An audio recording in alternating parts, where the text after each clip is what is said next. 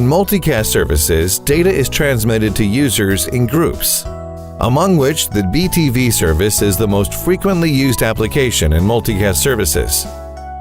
In the BTV service, the multicast source is the server on which programs are stored. Different servers use source IP addresses for identification. The receiver, such as a set-top box, is the multicast user. A set-top box is not directly connected to program sources. Instead, a set-top box connects to an ONT. Users in buildings are converged to the Layer 2 device, such as ONU or OLT, and then converge to the router. Finally, they connect to program sources by traversing the IP network.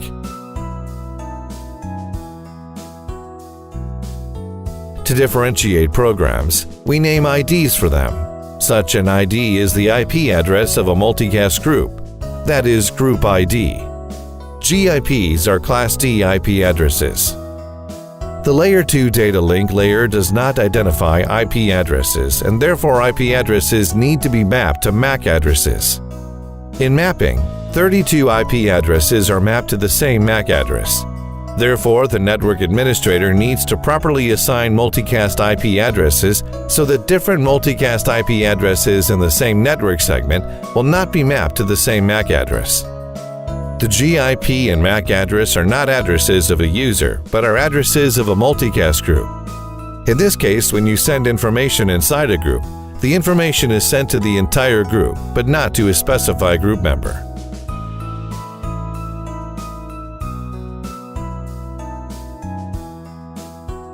Multicast involves two key technologies: multicast duplication and multicast forwarding. Multicast duplication is a capability with which the network device duplicates a multicast message from an ingress into multiple copies and sends them to multiple egresses. The key of the multicast technology is to duplicate packets at a place closest to the receiver, reducing bandwidths over intermediate networks. The network structure is complex. So how does a user watch the program desired? The device carries multiple multicast streams for transmission. To forward streams precisely, locate streams to be forwarded first. Multiclass programs are differentiated by GIP. Different internet service providers are isolated. Also, we've defined multicast VLAN, that is MVLAN. An MVLAN is similar to a channel. Different ISPs use different channels, and these channels are isolated. In this case, different ISPs can have the same IP address.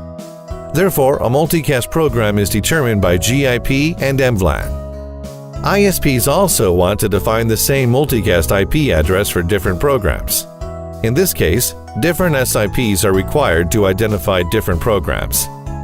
Therefore, a multicast program is determined by GIP, MVLAN, and SIP. Once a program is determined, it is forwarded through the forwarding entry.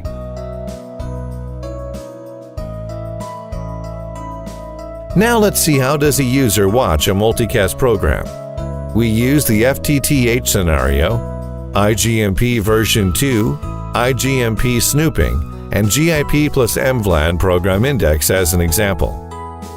A user orders a program from the menu, and the application software extracts the program IP address, that is GIP.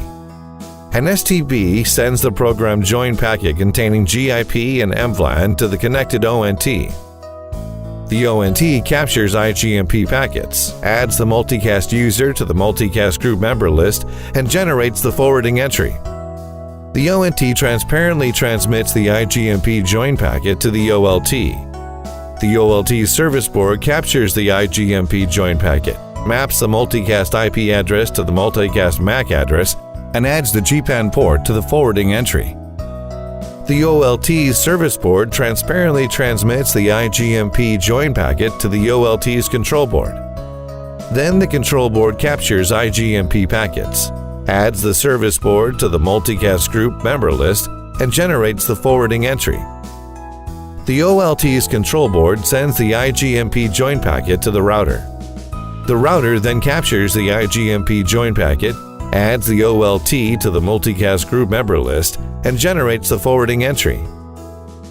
The router terminates IGMP packets and converts them into PIM packets and adds the PIM join packet to the video server. Then the video server captures the PIM join packet and generates the forwarding entry. The video server searches for the forwarding entry according to the MVLAN and GIP on the device and forwards multicast streams to the corresponding STB ports.